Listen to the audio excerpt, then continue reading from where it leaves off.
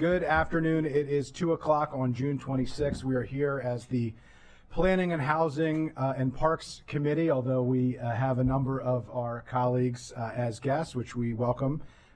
We are here to talk about the two rent stabilization bills, Bill 1523 and Bill 1623. This is a continuation of the conversation that we had a couple weeks ago. We have council staff with us, along with DHCA, which we appreciate. I think OLO as well is here if additional questions are available to ask.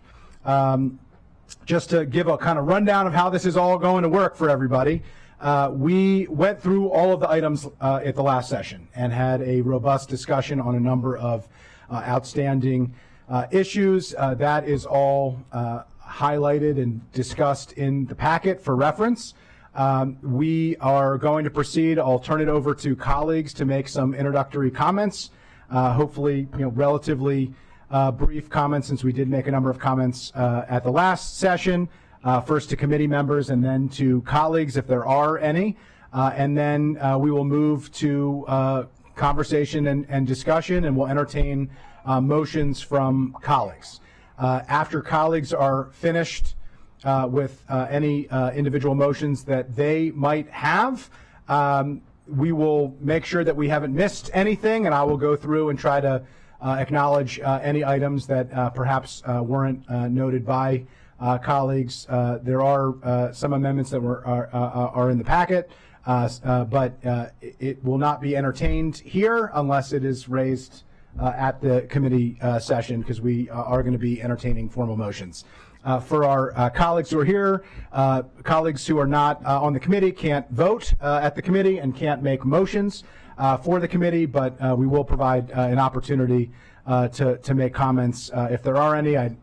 Since everybody is here in person, just give me a wave and I'll try my best to keep up. If I don't, just holler at me or shoot me a text to make sure that I do, and I will try my best to manage it. We're somewhere between a normal committee and full council today, so just bear with us. And we just ask, as was the case at the last hearing, we have a big crowd here today, and ask that everybody be respectful of their neighbors, and if you have signs, we ask that you just hold it up in a way that doesn't block anybody else who's trying to see, and if there is an issue, that we handle that as neighborly as possible. So thank you for the indulgence. Everybody was very respectful last time, and we hope that will remain the case this time as well. And with that, I'll turn it to colleagues if they have any introductory comments. Okay, my colleagues on the committee have no introductory comments, feeling as if everybody made their comments at the last session. Any other comments from other colleagues? It appears there are none, so we're going to turn it over to colleagues now for discussion of motions and amendments, and I'll turn it over to Councilmember Fanny Gonzalez. Is there a particular order that you want to go to, or? It's up to you on what you'd like to move, and we'll go through what any council members want to move, and then if there are items that haven't been discussed, we'll go through outstanding items after that. Okay, I can go for the easy ones that I think we can have agreement, or so I hope. And this is for Bill 1523, which is the anti-ring gouging bill. I presented an amendment on capital improvements to include structural alterations required under federal, state, and county law. Basically, think last session, think of the electrification of buildings, right, that the council approved. Those are costs that should be part of capital improvements. So that's the first amendment. Is that any questions on that? That's very simple. If we could just refer to where the amendment is written. Oh, it's in the package. And which amendment we're talking about? Yeah. Staff help us. Thank you. It's page 7 of the staff memorandum. Okay. Under item number 4.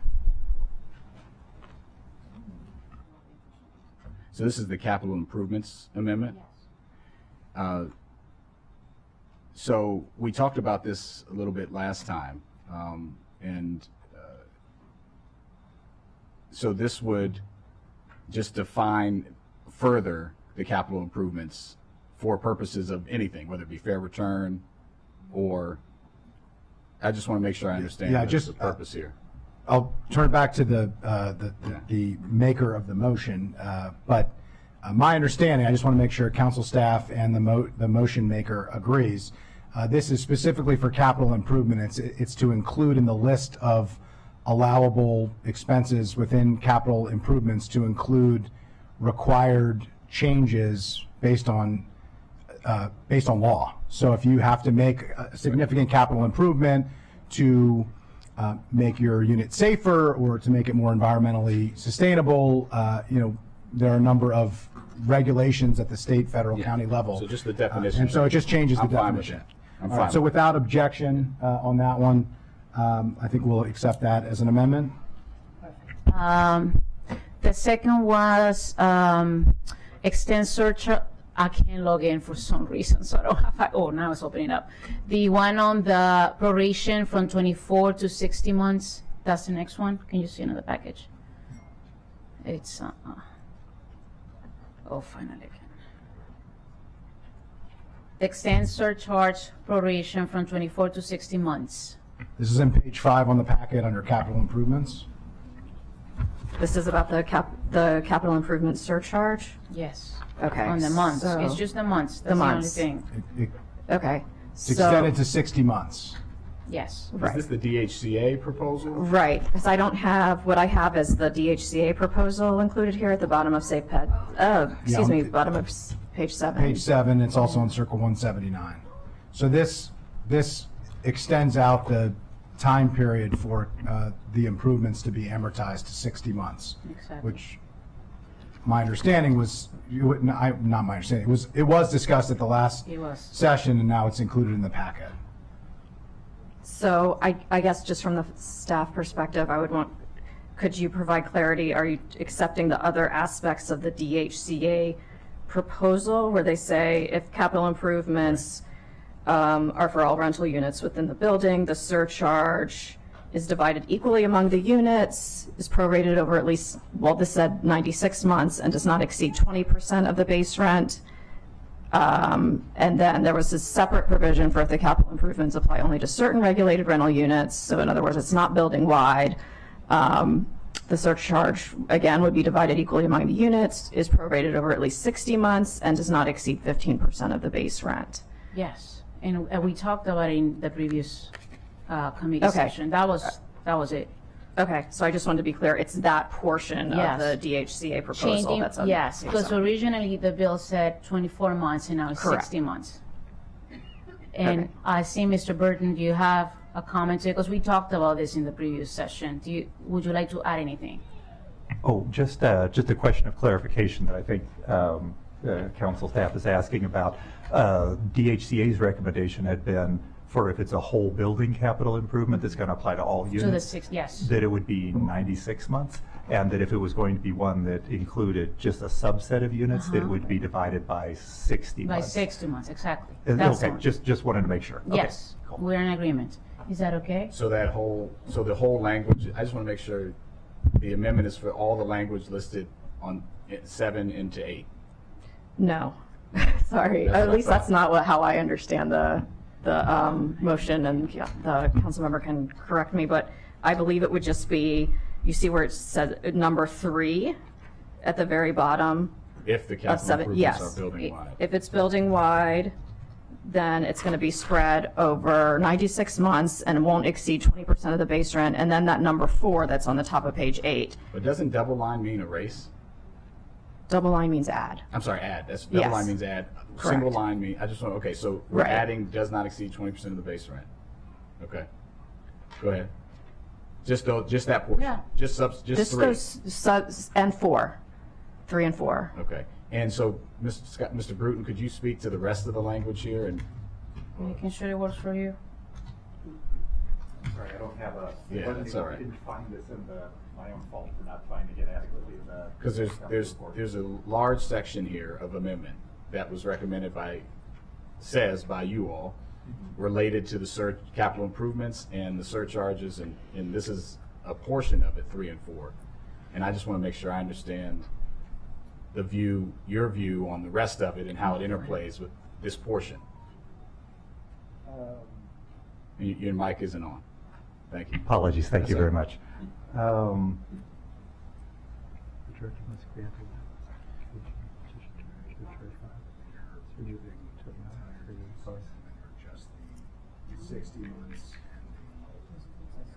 Gotcha.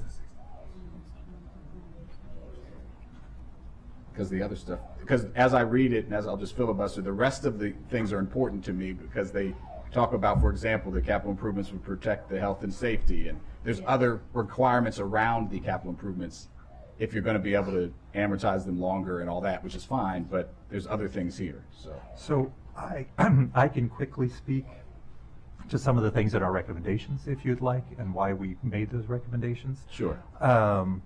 And so the health and safety issues, it was to indicate that it may not be eligible for, say you're going to add a pool or something like Right, that. right. You know, like it wouldn't necessarily be an amenity kind of issue. But I understand if the council wanted to include amenities as capital improvements, then you wouldn't necessarily want the health and safety section.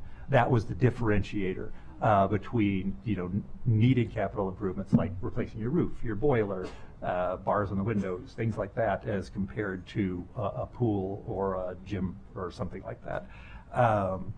And then I think Councilmember Fani-Gonzalez already included the use of energy-saving things that would be required by law, and that's completely reasonable. That's a standard thing that most rent stabilization programs have.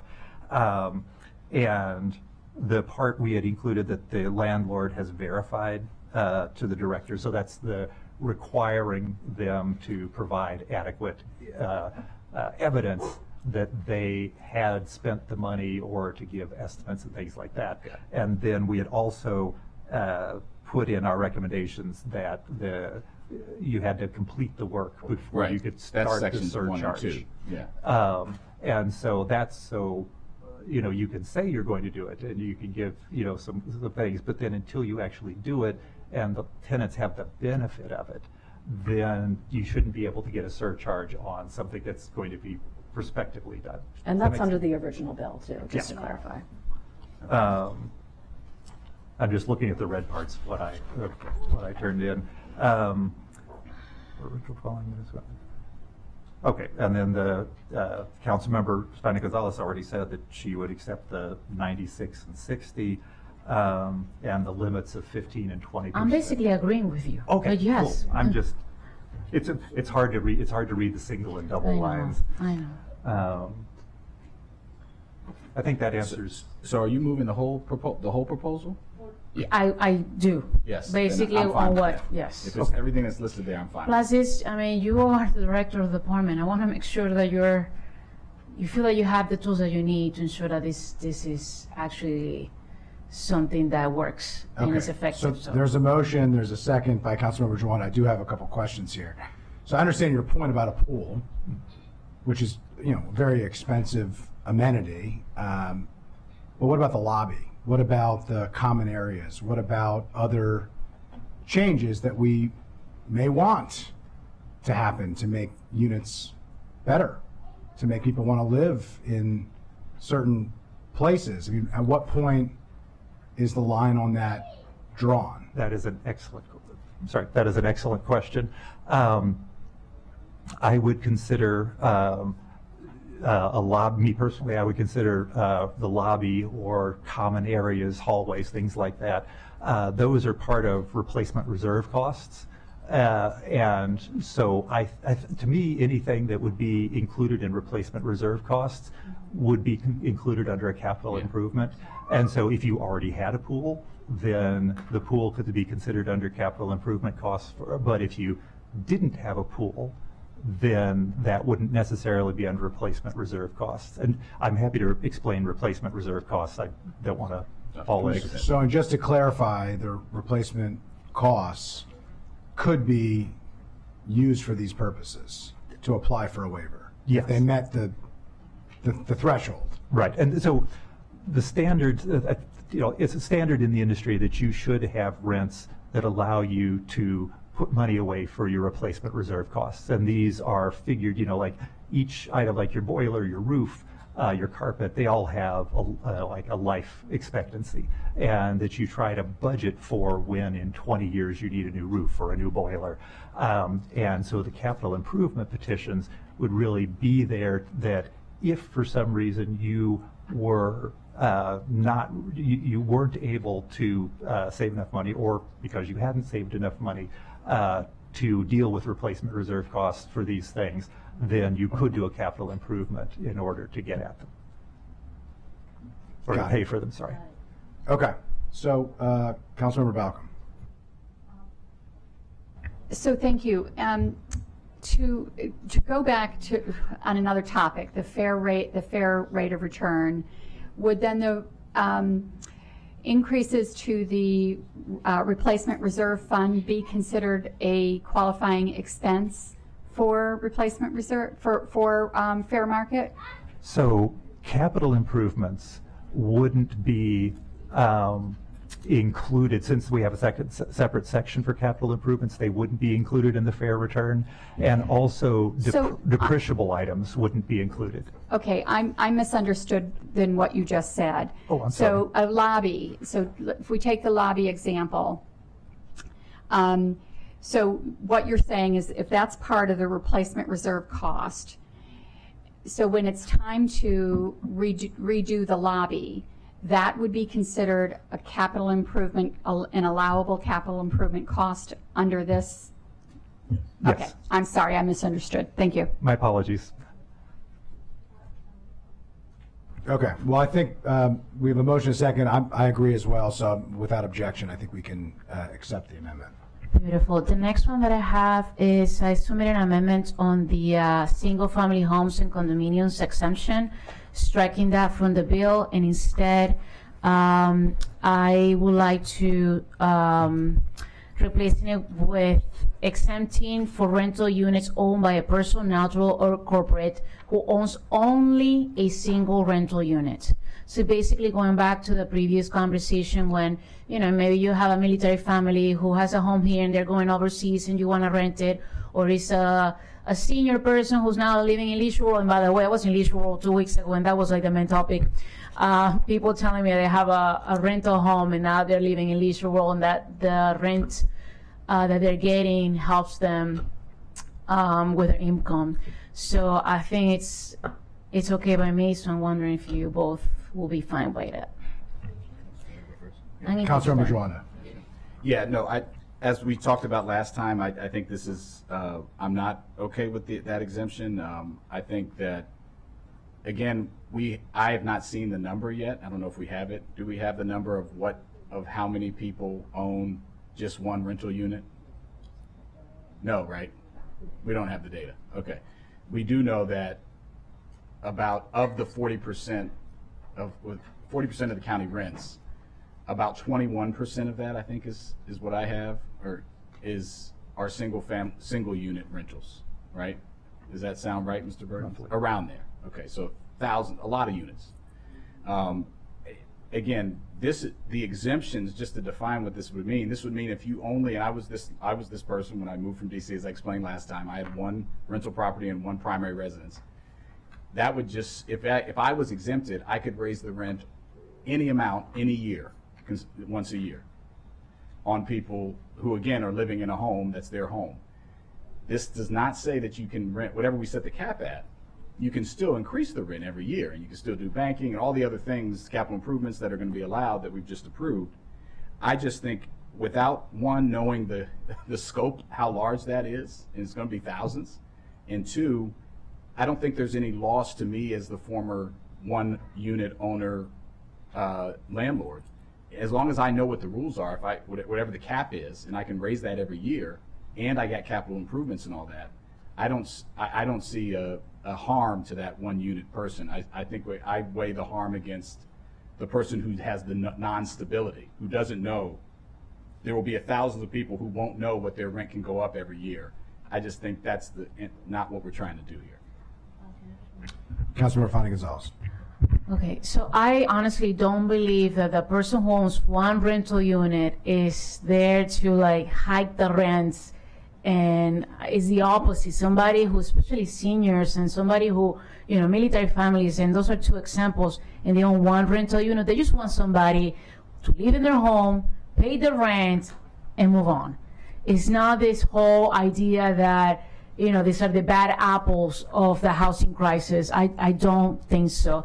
Even in what I have heard from people calling my office, and when I go to town hall meetings, it's just the stress of knowing that there's one more regulation that they had to, follow by the government just because they have one rental unit. I think you gotta be flexible here on this one. I agree with striking the whole exemption for single family homes and condominiums, but I'm asking for that particular exception for one unit. Besides that, let me just remind people that if you own a rental property, regardless of if it's single home or a condo, whatever, you must register with the county.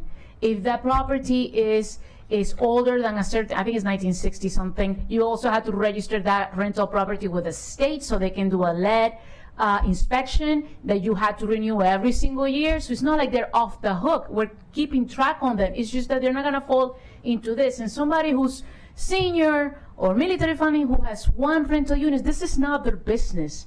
They just want somebody reliable to live in their home. That's all. So that's why I'm okay with it. And honestly, I was just gonna strike the whole single family things and leave it as it is until I started hearing from people in our community saying, you need to make an exception for me, for my situation. This is not a business. This is just a side home that they have because of whatever situation they're in. So I'm ready to vote. All right, well, I'll chime in here because there's two different views on this.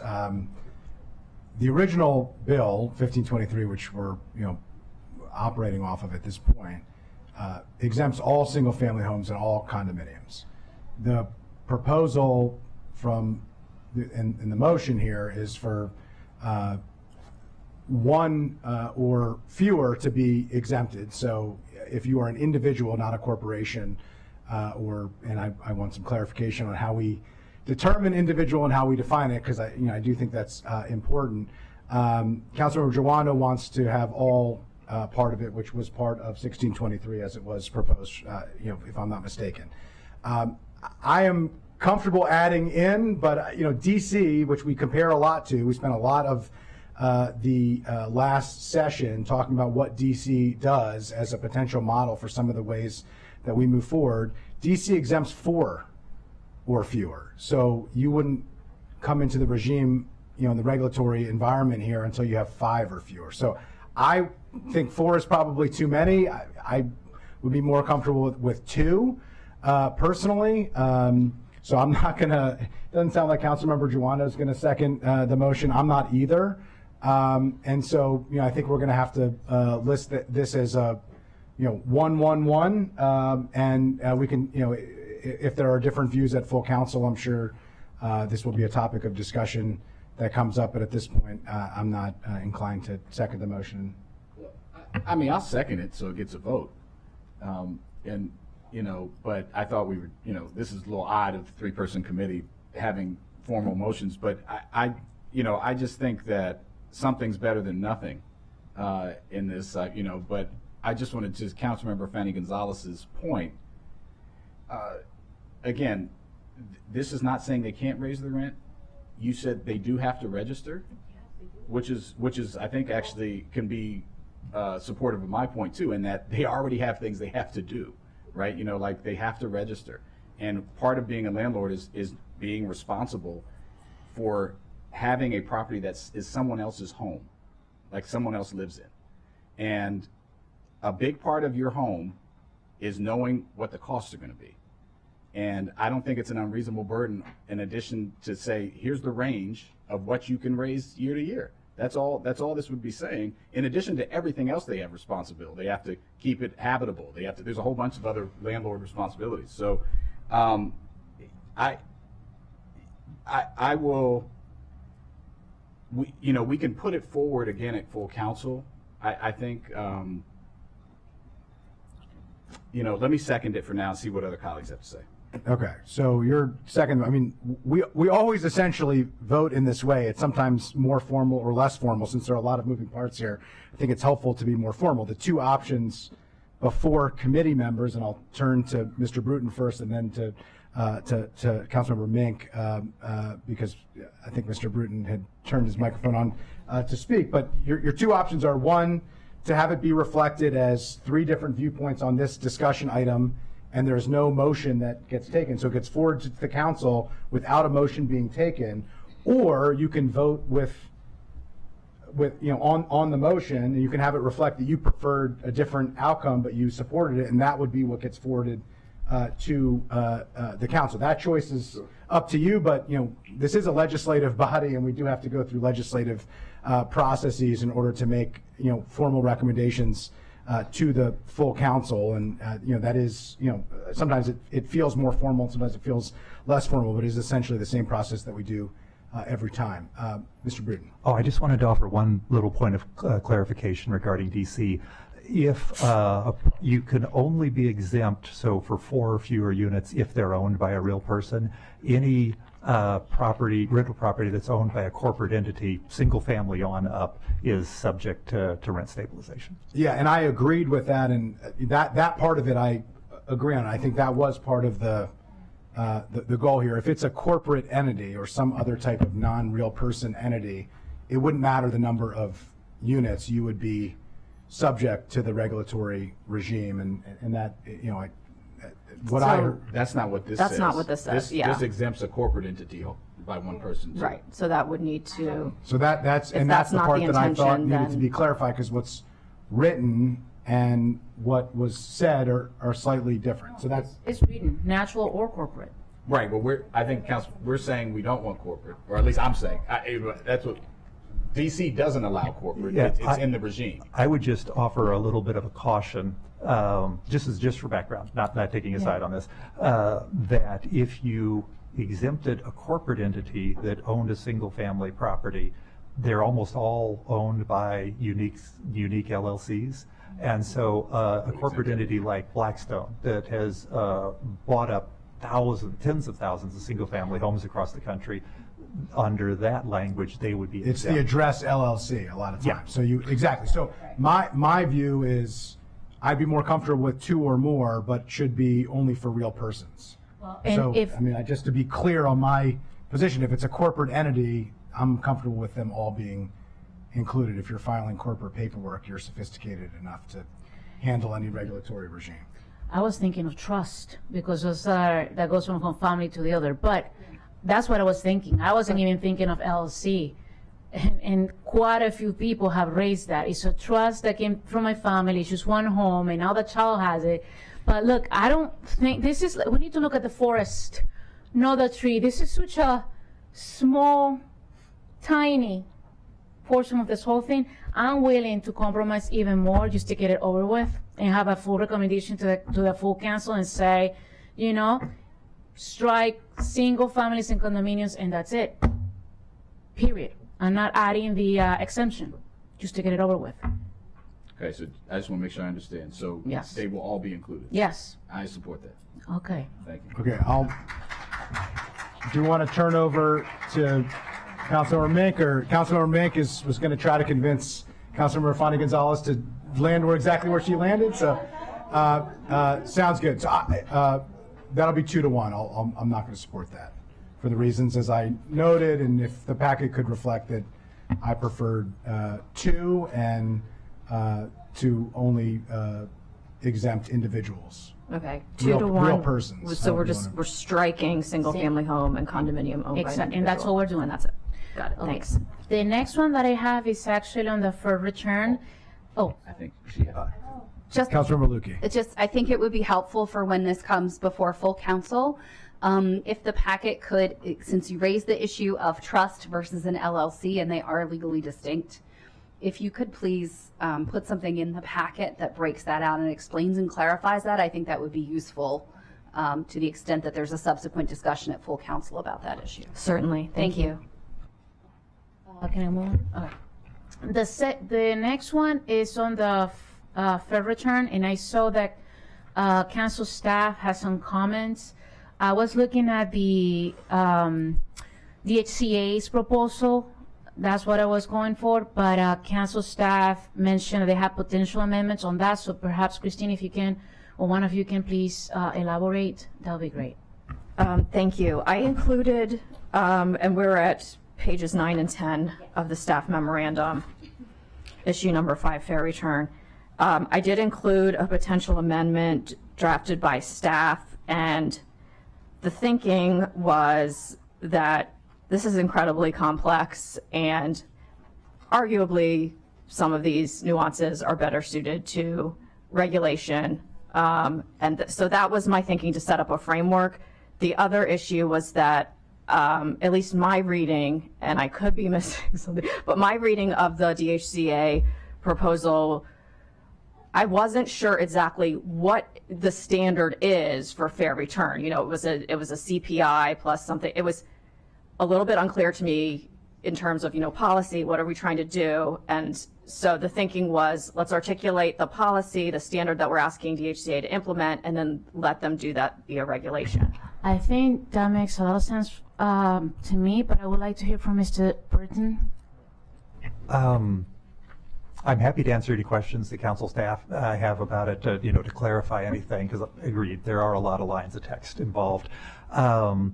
As I mentioned in the last work session, it's always a balance in writing legislation about what to put in the regulations, what to put in the law and what to put in the regulations. Regulations are easier to change, and so I think it would be difficult for you all to parse this today at this meeting, because, like I said, there are a lot of lines of text. Perhaps I'm happy to answer any questions the council has about it, as the members here have about it, in case that would help clarify things. And then if you all decide that you just want to leave kind of the basis for fair return, then and then leave the bulk of it to regulations, I'm happy to speak to that as well. Councilmember Gironda. Yeah, and obviously I'm for fair return. It was in the Home Act. We want to do it. We laid out a way that's very similar to what Tacoma Park does. That was the basis for that language.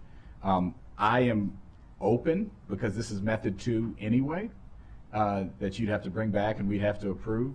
Just if we say something to the effect of what council staff says, but I just want to make sure that it's consistent with the methodology and standards and precedent for what fair return has meant in other jurisdictions, something like that. But I am comfortable with, personally, the language, you guys coming back to us with the understanding that with a methodology that would be consistent with what places like Tacoma Park or others that have done a fair return, but I don't have a problem with that person.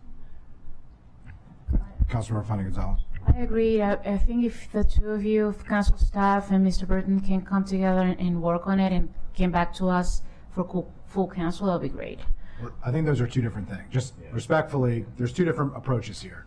One approach is to try to come up with language before we get through full council to delineate exactly how fair return is going to be calculated. That's one approach. Another approach is what council staff has come up with, which is to include in the bill a requirement for method 2 regulations, which after passage of the bill will come back to the council, which the council will approve. They're both legitimate ways to go about this, but I think ultimately there needs to be a recommendation on one of those. I have some concerns about how fair return is calculated, even in a back and forth with Mr. Bruton, which I really appreciated. There were a number of questions that were raised that we couldn't quite definitively answer based on either the definition as written based on the Tacoma Park model that Bill 1623 included, or the alternative, which included some Tacoma Park and some DC and maybe some other approaches that DHCA came up with. I think it needs some work. And my view would be you have ample time to do that work after we pass this and come back with regulations, rather than trying to put something together that's going to be in place for a long time. It would give months instead of days, which seems like a more appropriate time frame to come up with what is a very complicated both regulatory legal regime, but also a financial calculation, which is nuanced. So I just want to make sure we're signaling and understand where we're headed here. I agree with the chairman's position, so, on this, so I won't fight you on this. Okay, so you mentioned you could be comfortable with it, but you wanted to get more clarification. I just want to say, do you want more clarification before full council, or are you comfortable moving it forward in committee, or? The amendment as this new council's- section, this rent council's- increases pursuant to a fair return increase petition, right? Yes. Page 9 going into 10. That's what I heard from, that's the motion, and I would support. I'm fine with it. Okay, so without objection, we will accept the council staff language on fair return, and essentially for those watching, it essentially means we're including a provision for fair return, but it is not exactly going to be delineated in the bill, as is fairly customary in situations like this, and is set up for Method 2 regulations, which means that the executive will propose and the council has to approve, so it will be a collaborative process. So without objection, okay, you still have the floor. Yeah, last one, at least for me. Do you have more? Well, last one is on the rate. I mean, besides that, I don't have anything else. Let's go back. This has been a very painful process, but a great process. And I think the great thing in every single one of us, not just the PHP committee, but the entire county council has said that just the fact that we're talking about this and putting a limit on rent increases, that's a huge, huge positive outcome. And stop. Now, the magic number. So for me, it's very important to have CPI, you know, the inflation point that has to be local. Right now, inflation is 3.1%, and it keeps going down. A few weeks ago, it was 4.4, now it's 3.1. Before the pandemic, the average inflation rate was about local CPI-U was around 1%, 1.5. It wasn't too high. So two things: one, including the inflation, and two, putting a cap. Because if we have another disaster, another pandemic, hopefully not anytime soon, we want to make sure that we're protecting people without hitting those double digits, right? So that to me is very important. As you all know, the OLO report that was done says that the average rent increase in Montgomery County is around 3%. That's what it is. But because we know that even a 1%, a 0.2% increase for some folks, struggling families, it's a lot, and that's why we approved over $40 million on rental assistance in this past budget. So, and then the whole need of increasing construction in Montgomery County is another key things to tackle the housing crisis. So to me, the magic number has been 6, and I've been as a cap, and I've been talking even with planning staff. For example, the Montgomery County Planning Board said that a healthy, a reasonable rent cap could be easily a 5% plus the inflation. They didn't talk about a cap, but we should put a cap. And talking to different council members outside PHP, of course, I do think that we need to, and I said this before, we need to 8%, as we initially proposed. It was too high. So I am willing to say 3 plus CPI-U cap at 6. I'm done. Yvonne, you think anything else? I appreciate that, Councilmember Fanny Gonzalez. And I saved my opening remarks so I could say it on this, but yeah, it'd be very short. My whole thing is this has to be meaningful protection. All the amendments we just passed, who's covered, how you get a fair return, all of that doesn't really matter unless it's meaningful protection. And I think I heard that in some way in your remark, that for small increases, we heard testimony here a few months ago that people that are facing 5, 6, 7, 8% increases are making decisions to move. If you're paying $2,000 a month, a 10% increase is $200 a month. Most families can't find $300 in an emergency. And so these are the margins that we're talking about. So I think that in effect, if you do CPI plus 3%, that would today effectively mean 6%. Yeah, and it would mean that, and if you take inflation over the last 10 years or whatever, somewhere between 1 and 2 something percent, you're talking about, that would mean probably between a 4.5% and 6% increase allowed every year, just roughly, based on what inflation, if it's normal. And obviously inflation is not normal, it would be 6%. I do agree that obviously in the Home Act, we proposed a 3% cap, inflation based on a 3% cap, because if you look over history, increases are normally around 2% or less. And that had been sufficient for people to maintain the housing market for a long time. I still believe that. I know that obviously we're here to compromise. And so a 6% cap, just to be clear, would be a doubling of the Home Act. It'd be a doubling. And that's not insignificant. I would propose back to you that I think in a situation, I think I can move on the 6% cap. But what I would see, if there's a friendly amendment that you could reduce by 1% the number. So it's 2 plus 2, CPI plus 2, so that then in a year when CPI is lower, you could have a lower cap potentially of 4% or so. I won't do that. I compromised, Will. Don't push it. Honestly, don't just take it and. Well, look, we're all here to represent our constituencies. I mean, I appreciate the compromise. These numbers have been moving targets for a long time here. So I'm for the 6% cap. I can move there. And I don't know if maybe we can just do that and then deal with the other issue at full council. No, we don't. We're taking responsibility right here. Well, it could. And I just told you, like on the single family issues, I agree with you. I need investment coming to my district. You don't feel the pressure that I feel because you're at large. You don't get the phone calls from Glenmont. You don't get the phone calls from Wheaton. You don't get the phone calls on Aspen Hill.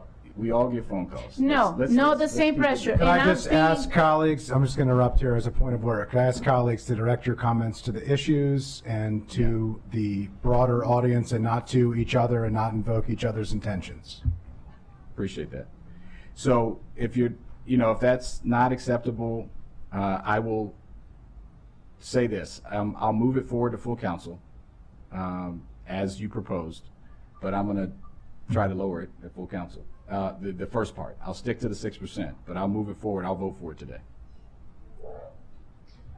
Okay, so we have a motion on the floor. There are other colleagues that want to speak. I'll allow colleagues to think and stew a little bit and decide how they're going to vote. I'll remain with the decorum request that comments be directed broadly and to the issues and not to individual intentions. Councilmember Katz.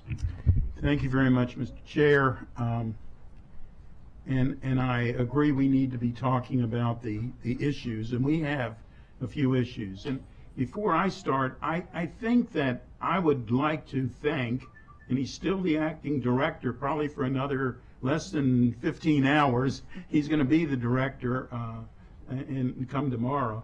But Scott Bruton has done an unbelievably good job on this topic. This is, of all this stuff I've dealt with in a governmental way, this has probably been the most difficult. And it's like in the Fiddler on the Roof. It's on one hand, but on the other hand. It's whatever we do, we don't want to ruin what we have. We want to create more. We know that this is all supply and demand, every bit of it. If we want less cost for housing, you need more housing. You need more, because we have a great demand here, which is a good thing. But we have a problem. And I also wanted to publicly thank you, Mr. Chair, and Councilmember Jawando, who I usually just turn to and smack on the arm on this side over here, and especially Councilmember Feeney Gonzalez. I know that I was on the original legislation for the 8 and I thought that the more I looked into it, the more discussions I've had, that's too high. And I know that there are people who I thoroughly respect who believe that 6 to 9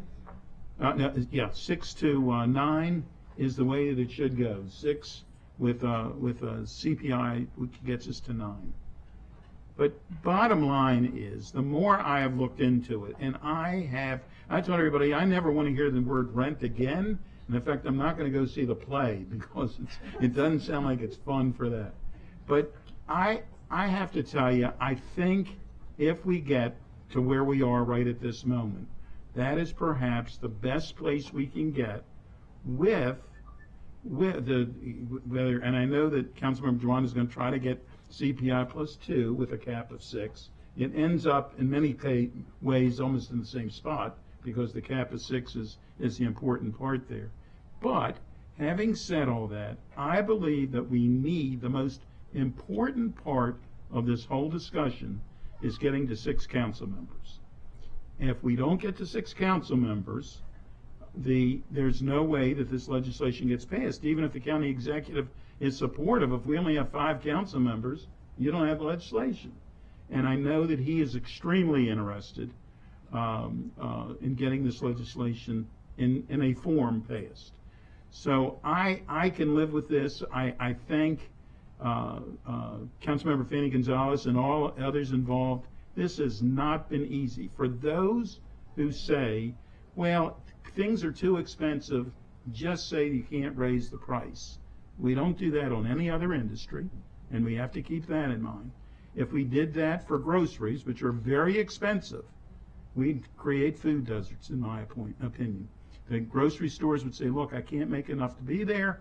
The government's in my pocket. I find that it is something that's anti-business, and therefore I don't believe they would come. So I think this is not perfect, but I think this could get us to where we need to be and evaluate this in a very short period of time. If this doesn't work, we need, as difficult as this discussion is, we need to come back and figure out what is working and what's not. But at this point, I think this is getting us to the best place we can get to. It's not the best place, but the best place we can get to for the moment. Thank you very much, Mr. Chair. Thank you. We'll turn to Councilmember Mink and then to Councilmember Balcom. Just wanted to express some appreciation for all of the many conversations that have taken place amongst everybody here and other council members as well as the community and everybody before us on the panel. I know it's been a lot of work. It's been a lot of stress and a lot of time. Ultimately, we're having those conversations because we respect that this is about the stress that families are facing in their homes and wanting to stay housed. And so that's why, it's been so important to us to make sure we were doing, we've been doing our due diligence and trying to get to the very, very best place that we can, because, of course, there's no greater stress than not knowing if you're going to have a home next month, 6 months from now, and so on. And so it is our, responsibility here to make sure that we are addressing that. And I am very grateful to sit on a council where everybody recognizes that that is a priority and that we have to have that conversation and that this is something that we need to take on together. I appreciate the amendment here put forth by, or the proposal put forth by Councilmember Fanny Gonzalez, that it looks like it's going to get voted through to full council. Obviously, we had Councilmember Jawando, I know, had a very, very slightly different proposal in the packet as well. I think that this one is one that we can vote through. So I very much appreciate you bringing that forward, Councilmember Fanny Gonzalez, and look forward to more conversations to come. But I'm very glad that we're coming to a place where we make sure that we are going to pass a meaningful protection here. So thank you. Councilmember Balcom. Thank you. I want to thank staff for their efforts and, of course, thank the PHP committee for their hard work. It's been a very difficult discussion, and a lot of hard work has gone into this. I can't support this. we have talked about housing affordability for a very long time. And in my opinion, my learned opinion, it's a matter of supply and demand. These amendments will hinder housing in Montgomery County. It will limit people coming to, builders coming to Montgomery County, as well as businesses. Councilmember Katz mentioned that we don't do this for any other commodity, and if we did, we would it would interrupt the market system, and we would be in a world of hurt. And this is what's going to happen with this amendment. We had an Economic Development Committee meeting this morning to talk about bringing jobs and bringing businesses to the county. And one of the aspects of why we are not competitive with our surrounding jurisdictions, and a portion of that has to do with our perception in Montgomery County and the policies that this body puts forward. And this is signaling to the world that we are not business friendly. And I understand that we have to have a compromise. Every one of us on the council has recognized that we need some measure of rent stabilization. Every single one of us has stated that. This is too far. Thank you. Councilmember Joanna. Just wanted to reiterate, I think we can move this forward. I appreciate, as was mentioned, Councilmember Mink mentioned it, I meant to mention this the first time. I had an amendment in the packet that I was going to offer to do this just with 1% less. Since we have not been able to discuss that, obviously, and with each other prior to now, I wanted to see if we could do it. But I do think this is better than nothing, and I think it will help in a meaningful way. Capping at 6, it will still be a stretch for some families, many families, but I think it will provide some meaningful protection, so I will support it. Okay, unless there are any other comments, we'll vote on this. I don't think we need to take a hand vote. There's 2 in favor of it that have stated it, 1 opposed. I'm going to oppose the motion. And I'll turn it over, unless you have any other motions to make, I'll turn it over to Councilor Joanna to make his motions. Thank you. Appreciate that. Appreciate the work. We talked about vacancy control at the last session. Councilmember Stewart is not here, but she and others, I think there was a bit of agreement, at least among several council members, about this. And there's an amendment in the packet on page 12 around that Councilmember Mink and I have proposed that is basically taking part of the language from 1623, the Home Act, saying the landlord who terminates a tenancy for a reason not provided in the lease or the first year of tenancy may not reset the rent for the next tenant in an amount higher than the base rent paid by the prior tenant. Any other increase must be in accordance with this section. So that, just in plain language, and council staff can clarify this if needed. Obviously leases are year leases. Normally at the end of a lease, you can raise someone's rent once a year. Under our current law, this would not change that. This would just say that you cannot end a lease for some person and then bring in a new person and exceed the amount set forth in this bill, which now if the amendment goes forward, would be 6% cap or inflation plus 3. Did I state that correctly, council staff? Correct. I look at it as, this is the rent stabilization flowing with the unit as opposed to the particular tenant. Right, which I think is important. We want to make sure that the protection, there's not another reason. We don't have just cause eviction. There's not a reason to raise the rent just to get someone out. And so I would like to put that in the bill, which again is I think a piece of the bill that we put forward. Councilmember Fani-Gonzalez. I would say this one should be discussed in full council. Well, there's a motion on the floor. You can vote against it, but ultimately, I imagine that Councilmember Joanna will bring it back up if you vote against it. But I think there is a motion on the floor, and we'll see where things are on it, but it will be noted in the packet as a decision point. So are you, so I'm not supportive of it. The OLO report specifically talked about how vacancy control has a direct impact on housing supply. It was reiterated at the committee meeting the other day. Our number one problem related to housing is the fact that we don't have nearly enough of it. Every other issue funnels down from that fundamental disease. They're all symptoms of that fundamental challenge. There would be much more power that tenants would have if there were more units for them to choose from. Unfortunately, tenants have too few units, and so the landlords have a lot more power. And the way to address that, from my perspective, and I respect differences of opinion on this, are on supply. So I appreciate the reason for which it is being brought forward. I do not support it. Well, if I could. And we can make a motion with it. I'll turn it back to the motion maker. Yeah, I don't know if there was if the motion's made and there's no second, we don't vote on the motion. But so I interpreted Councilmember Fani Gonzalez saying Yeah, maybe the packet would reflect that you made a motion and it failed for lack of a second. Yeah, that's So- well, unless I withdraw it, which I'm going to do. Okay. But but I just want to say I'm happy to take it up at full council. I was just citing that I think there was some agreement here. I also want to say OLO is not here today. I wish they were, because I think, or are you here? Yeah. There they are. Okay. If you want to comment on, I think it was a little more nuanced than vacancy control makes things bad, or just to characterize. Well, yeah, but as a consequence. yes, but there's one limited study. There was some data that showed that it did not. It had an effect on keeping rents at a reasonable rate. There's not a ton of data, as I remember reading the report, around vacancy control, but I see Ms. Carasosa is coming up and she can speak to it, so I don't butcher it.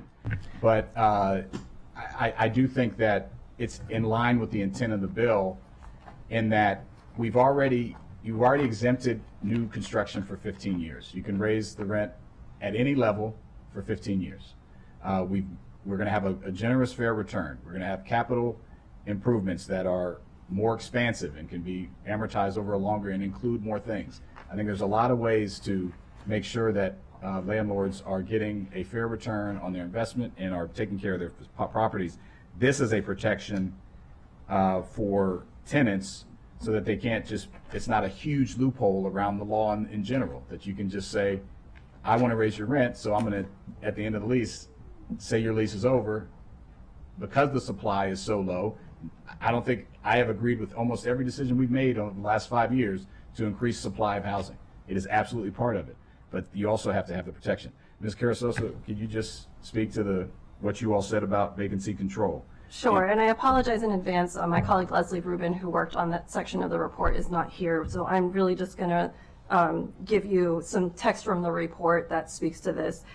So what the report says is that some research has found that vacancy controls may impact system outcomes. Research indicates that systems with vacancy controls may keep rents lower than systems with no vacancy control or areas with no rent regulations. One study, however, found that vacancy controls led to a decline in the supply of rental units, while similar jurisdictions with no vacancy control saw an increase in rental housing supply. Right. Well, thank you. And I tried to characterize that. And, obviously one study's limited sample size there, and I think with everything else that we're doing to try to address that, I think that's not, I don't have that same concern. So I will withdraw the motion here and move to my next one. Okay, so that has been withdrawn, so it won't be referenced, but you're free to bring it up at full council. Next motion. The rest of these, I think, are OLO, the enforcement. They're in the amendment. There's just the clarifying amendments, the enforcement from OLO, which talked about more reporting around the Method 2 regulations, the technical amendments from council staff, and then I know Councilmember Mink suggested a transition amendment, which I would support, but I don't. We don't have to. You want to hold that for full council? Okay.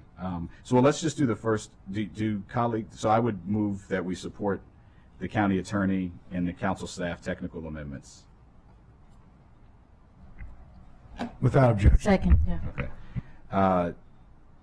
I would also move the transition, which and I would allow Councilmember Mink to, like her to explain it, but my understanding of it is that it would be a temporary adjustment to the cap that is only applied to landlords that raise rents above the cap prior to the bill's effective date. So it'd just be a transition clause. But go ahead, Councilmember Mink. Councilmember Mink? Thanks. Yeah, I mean, it's just a small technical adjustment really intended to make sure that after this passes, but prior to the effective date, that we're not incentivizing landlords to do just enormous increases right at that, window of opportunity there. So it doesn't, hamstring them in any new way. It's just to prevent that from happening. And Mr. Bruton, would you be interested in speaking to that or explaining that? It's at the very last page of the packet there. Pardon me, just 1 second. Sorry. Yep. Or Ms. Mullins, if you'd like to explain on. Certainly the idea, and we're at the addendum, the first addendum to the packet, and this was submitted on June 23rd. So the amendment would be to add a new uncodified section after section 4 related to transition, and as Councilmember Mink explained, this would apply in the situation if, before the act or the regulations implementing the act take effect, if the landlord increases the rent by an amount that would exceed the rent allowance, the rent cap, were it to be in effect, that would be deemed an excess, a quote unquote, like excess amount. And then that landlord, once the act goes into effect and the regulations go into effect, would be required in subsequent increases to essentially make up for that excess amount. So that you would look at the cap that's in place for the relevant year, and that landlord who had raised the rents above the cap before the bill came into place would have to then reduce whatever the cap is. Say the cap was at 9% or 6%. Say the cap was at 6%, and then and the landlord had raised the rent. The excess amount was 2% above what the cap would have been. Then that individual, I know this is very complicated, would need to. So I'm gonna not make this It's complicated, motion but it's kind of it's a straightforward concept, but it's complicated to draft. No, I get it, and I think we do need a transition that makes sense. And but I'll withhold that for now. We can do that when we pass the final bill. I think, I don't think anybody's going to have an issue with it, but I think better to have it. Okay, so it's just to be clear, because there are a lot of moving parts here. That will be referenced in the packet since Councilmember Mink put it forward in the packet, but there's no motion, no vote, and your intention is to bring it up at full council. I did have a question, but I'll yield to Councilmember Balcom first. Thank you. Just for this piece, I think it's important, if we're going to method 2 for the fair market language, to understand what the timing of that is. I know in other bills, other scenarios, that regulation can take a considerable amount of time. So I think the time lag between the bill, passing the bill, and implementation is important. And under the bill as introduced, it would be a 3-month period between when the act would take effect and when a DHCA would be required to publish its proposed regulations in the county register. Okay, thank you. Oh, could I just add, I think, unless I misremember the bill, that the bill doesn't go into effect for 6 months. And so Correct. I think, I mean, obviously, you all know I care about this, that we will do our best to have draft regulations to you as quickly as possible, with the hope that we could get them done before or by approximately the time that it goes into effect. We will make best efforts to do that. Would have to, right? I mean, well, I think she said 3 months after effect. 3 months after the. Correct. The way that it is currently written, unless it's amended, it would be six months after the act becomes law, it would take effect. 3 months after that, DHCA's regulations would be due to the county register. Yeah. I think it would be really problematic that 3 months between when the law goes into effect and when regulations come out. That just causes confusion. And so we would do our absolute best to, Yeah, could try I to make a suggestion? Sure. Two things. One, I think transition, and it's not uncommon for us to take up transition at full council once we fully understand what the final bill is likely to look like. I do think the regulations would have to be part of that. I don't think it's appropriate to have a bill that goes into effect without regulations in place. So that needs to be worked out. But there's no motion that's going to be moved here. I do also think that if council staff and the county attorney and council attorneys could look at the legality of what we can and can't do before regulations are in place. And we're not making an emergency law, so we're delaying the implementation of a law based on the standard process, but we're creating a scenario where there are aspects of the law that go into effect before the law is in effect based on the calculation. No, I mean, So I just want to make sure that we no, I mean, I was understand the very dynamics of careful that. to make it prospective, the language, but in addition to that, I mean, the council can, as a general matter, make a retroactive law. It needs to be very specific that it's doing that, and it needs to be mindful of things, like not impairing contracts. But if that was the question, But and at maybe least have as a concept, it would just be helpful to make sure that we fully understand that there will have been a contract that was in place, and then we are impacting future No, we're impacting contracts, aren't future we? contracts, right? Based on I mean, we're prior- doing that through this whole law. Based on prior contracts. Which- Yeah, based on a prior Yeah, and- decision and- that the and just to landlord be made, clear, but. if the number were higher, I'd be very comfortable with this and was prepared to support it. I am uncertain about where I will be on this particular transition clause, but I do think we need to address it in some way. I just need to, I think we need to make sure that we address it in a way that is not ripe for challenge. And I do Agreed. have some concerns about that. So I just, hope that as we do it, that, we can make sure we pay careful attention, as I know you will, which I appreciate. Absolutely. Thank you, Mr. Chair. Can I add one more thing about transition? Yes. That I just wanted to bring to the committee's attention, and the full council is free to ignore it, you're free to ignore it, but just to note that I did have a potential staff amendment regarding transition as well, just to deal with notices that go out before the Yeah, effective my date. suggestion is, since it's kind of a secondary piece of this Bring other that. amendment, that it be brought up as part Right. of the same amendment as, Okay, because I think that right. will also relate to regulation and timing and, so.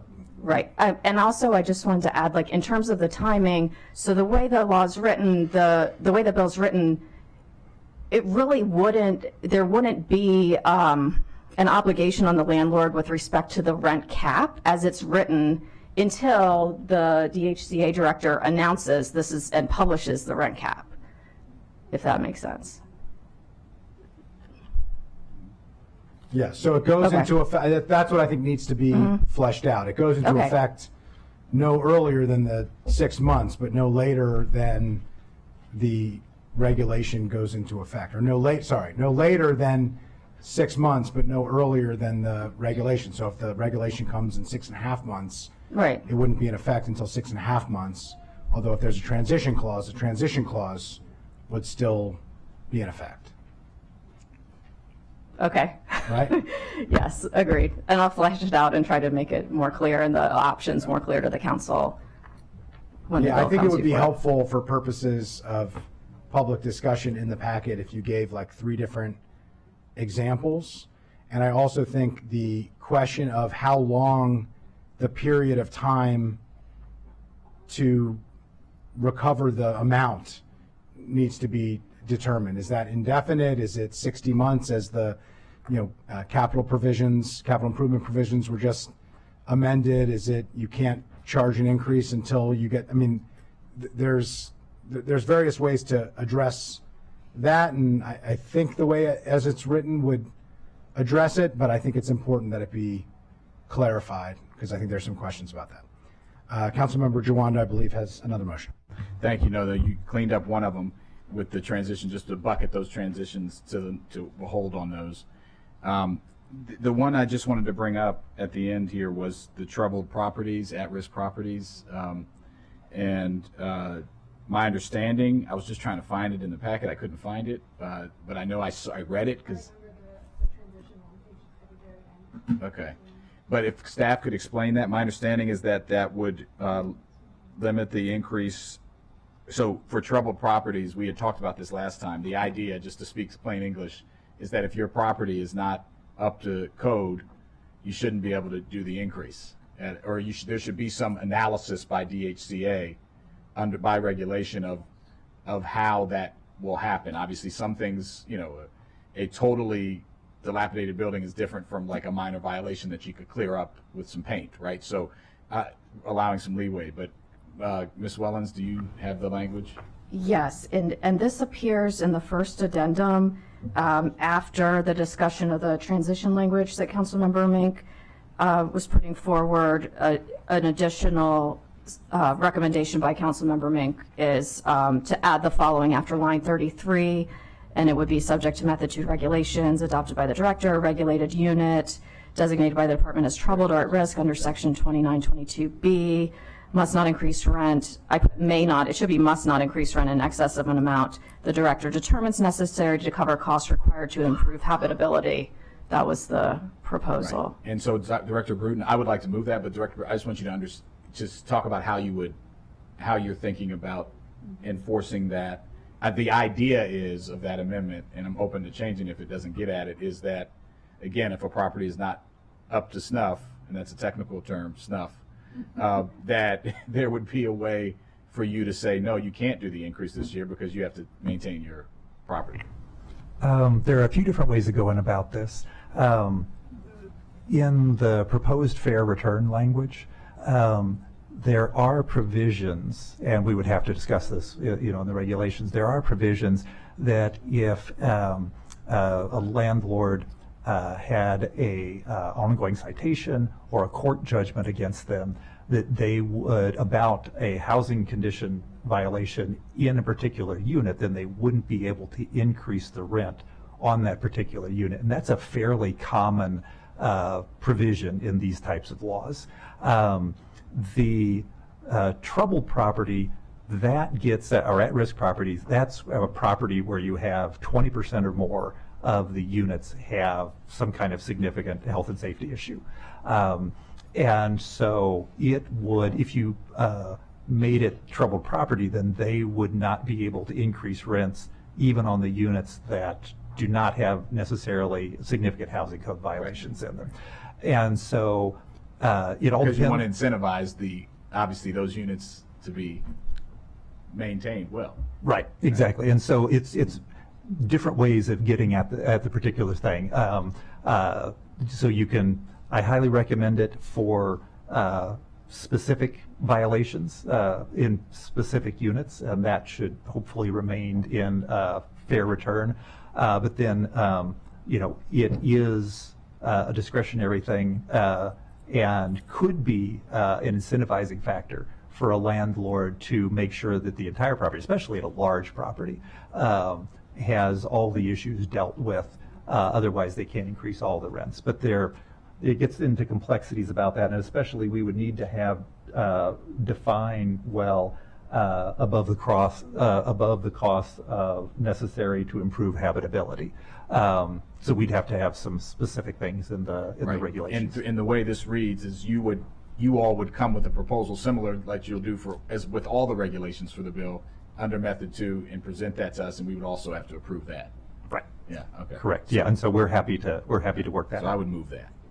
Okay, so I raised this originally. I'll just note at the last meeting, followed up on it, there were some concerns from DHCA on the list itself and on the curing of the list and how we handle a property that has had problems but is trying to cure those problems. They stay on the list after potentially they have cured the problems, and we want to incentivize people to cure their issues.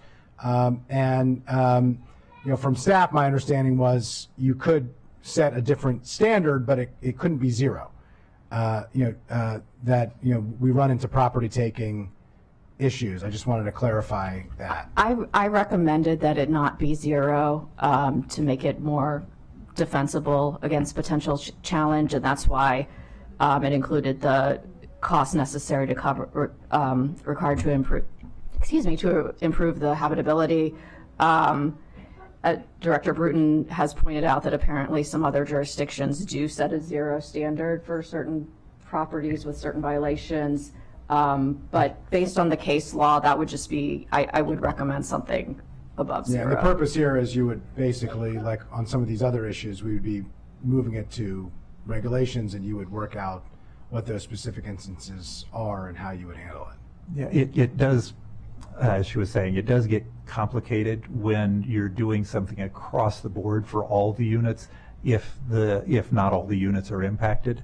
So you could understand if it was a building-wide problem, that, you know, the doors, none of the doors, you know, locked, or the you know, the roof was falling in and it was affecting many different units or something like that. But yeah, we would need to, it gets much more complicated legally, to not be able to increase it on all units if only some are affected.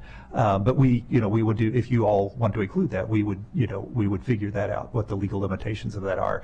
When I was referring to other jurisdictions, it's usually in reference to housing code violations in a specific unit, that you can't raise the rent on that specific unit, because it's a consumer protection issue, in that you have, as you were saying earlier about a lease being a contract, the landlord Is could it be a fundamental breach of the contract? Yeah, if you're not providing a legally habitable unit, or Right. one that's based on health and safety standards.